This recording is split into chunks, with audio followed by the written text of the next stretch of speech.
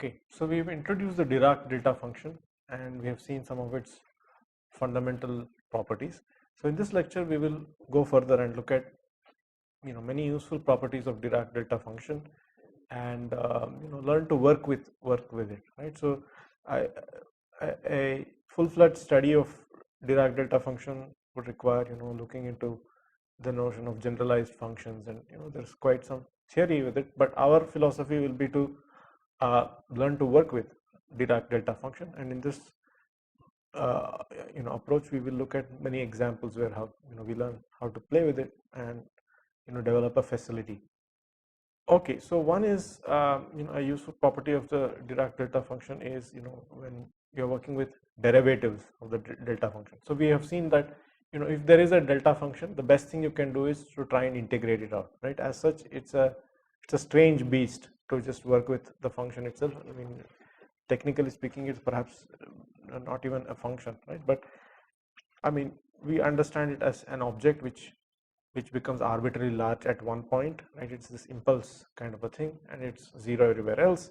And the best you can do is integrate it out, and that's true also with functions of the delta function. Like if you take the derivative of this function, what does it do, right? So in order to understand this, we look at what it does when it's integrated out. So consider some test function, phi of x, and integrate with after multiplying it with this derivative. So you have a delta function which is peaked about a point A. So you take the derivative delta prime, we define it like this, and then let's see what happens if you multiply it by some test function and integrate. And so we integrate by parts. So you have u dv is given by uv minus v du. That's the rule, right, by which integration by parts happens. So you have u dv. So uv will be just phi of x times delta of x minus a, and minus infinity to plus infinity. So in these kinds of situations, you take the test function to be such that it dies down at both plus infinity and minus infinity, right? So the value of this function at both a plus infinity and minus infinity delta function is just 0. So this boundary term, as it's called, is just 0, and then you are left with minus phi prime of a, right? So there is just a delta function, and with the derivative have shifted to the test function, and then you get minus phi prime of a. So we see that the derivative of the delta function is it's as if it will take a function and it can point out the value of the derivative of your function at a given point, right? So we can also go ahead and try to see what happens if you take the second derivative. So if you do phi of x del prime of x, we can show that it will pull out for you, in fact, phi double prime of a, right? So the delta function will pull out for you the value of a function at a point. The first derivative of delta function seems to pull out the value of the derivative of the function at a particular point, but there is a minus sign which comes in as well. Second derivative, the minus sign goes. And so in fact, you can show by successive integration by parts, this general result, that the nth derivative of the delta function can pull out for you the nth derivative of the function itself at that point, but there is also this factor minus 1 to the power n, which gets tagged along, right? So this is the result. Now there are other properties of the Dirac delta function which are useful. So let's look at one such thing, but approach it from the point of view of the Laplace transform. We have seen the Laplace transform of a step function. So the Laplace transform of a step function is is given by e to the minus s t naught divided by s, right? So the step function, you remember, is something which is 0 all the way up to t naught, and then it becomes 1 beyond that. Now we remember that the step function is has this Laplace transform.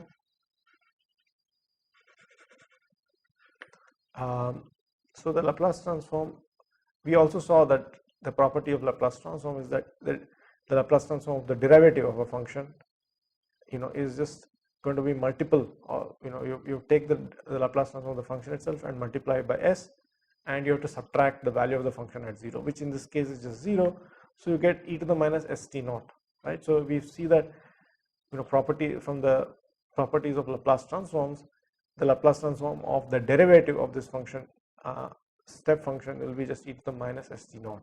But we have seen that in fact e to the minus st naught is the Laplace transform of the Dirac delta function centered about t naught.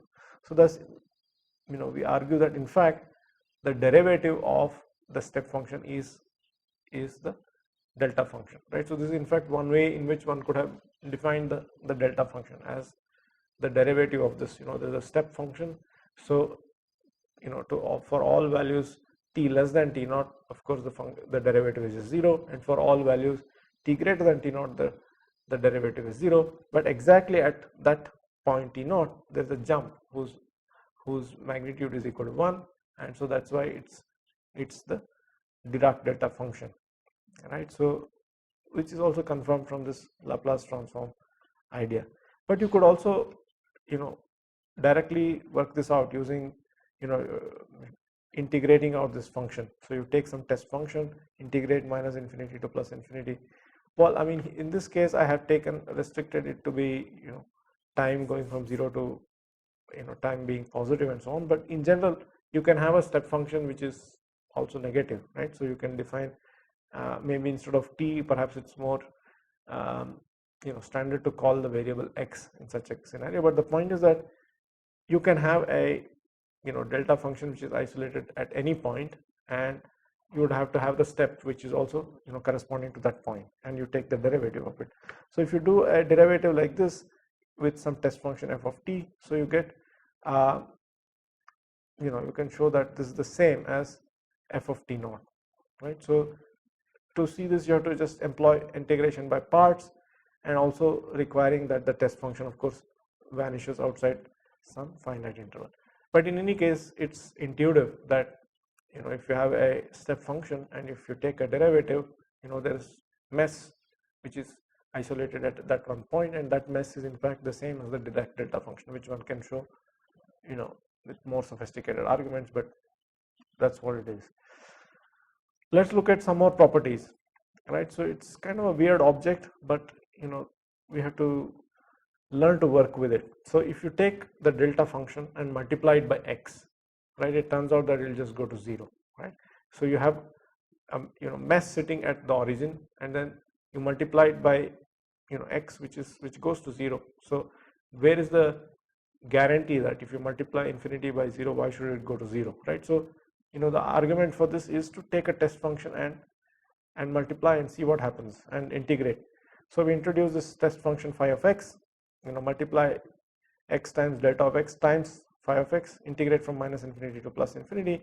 Then we see that you can think of this as you can pull out this delta function to the right side and say that okay, we are looking at the function x times phi of x. So what does this integral do, right? We know that it's the job of this delta function is to just pick out the value of this function at x equal to 0, but the value of the function at x equal to 0 is just 0 because you have x sitting here. So indeed x times delta of x is nothing but 0, right? So one way to show identities involving generalized functions is what does the generalized function do? You have some some stuff on the left hand side and some stuff on the right hand side. If we have to establish their equality, then we must show that for any test function, arbitrary test function, if you multiply with it and integrate from minus infinity to infinity, the value obtained by each of the terms, one on the left hand side, on the other on the right hand side, must be the same. So which in this case is true, right? So it's the same as if you had multiplied with 0 and integrated. So therefore x times delta of x is equal to 0. You could also try to prove this using your explicit construction of your delta function. You start with the Gaussian whose width keeps on shrinking, and you multiply by x, evaluate this integral, and then take the limit of this integral, and then also you'll see that this is indeed 0. But when you multiply delta prime of x with x, it turns out that you will get a minus delta of x, right? How do we see this? Again, take a test function, multiply and integrate. So if we do this, x times delta prime of x times phi of x, which then we write it as x times phi of x delta prime of x. But we have seen that delta prime of x will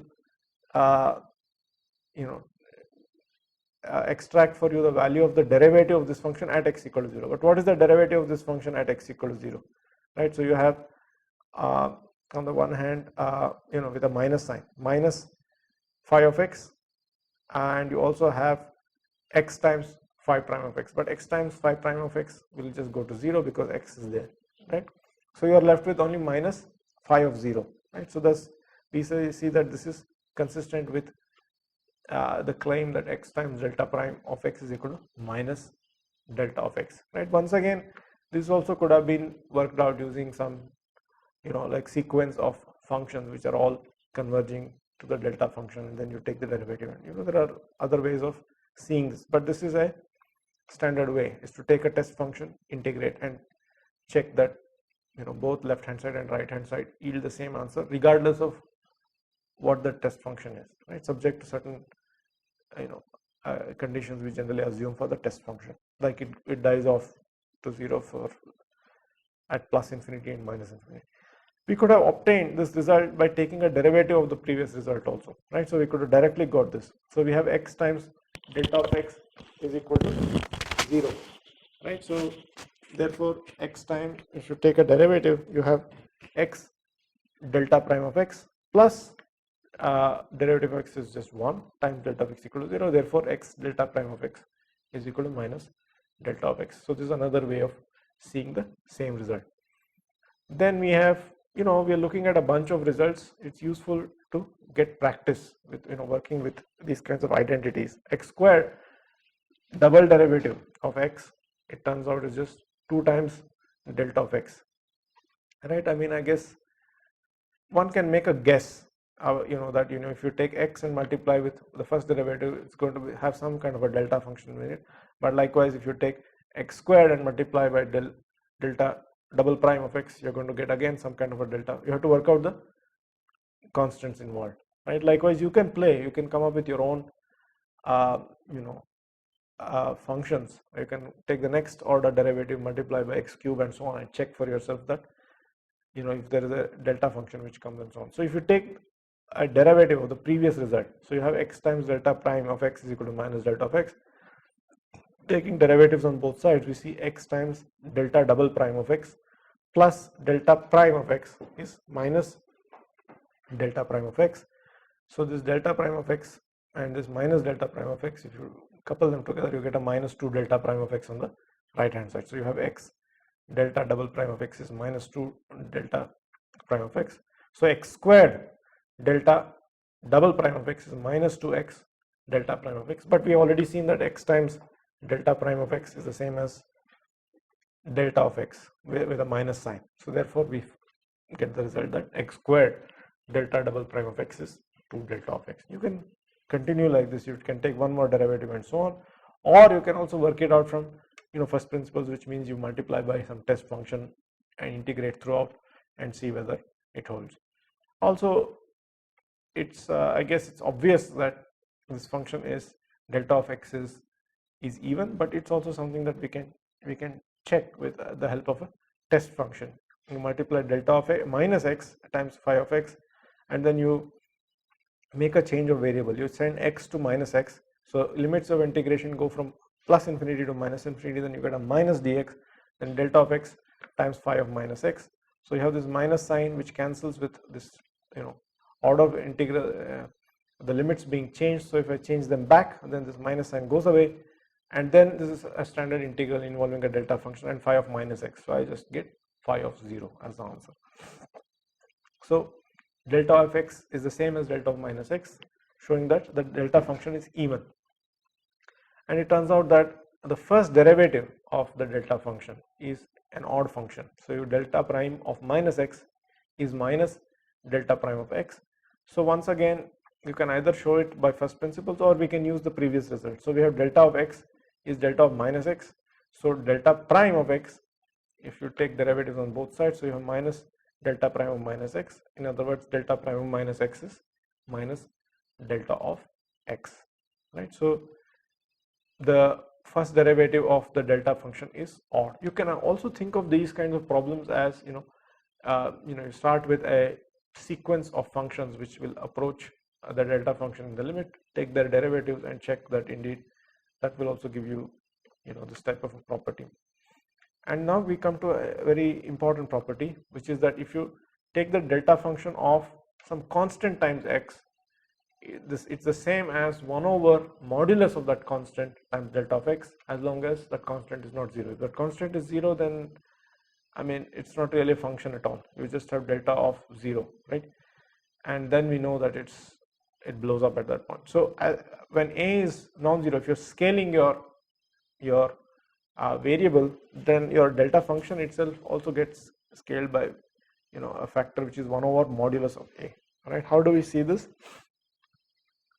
Get a test function and multiply and integrate. So we have minus infinity to plus infinity dx delta of ax times phi of x.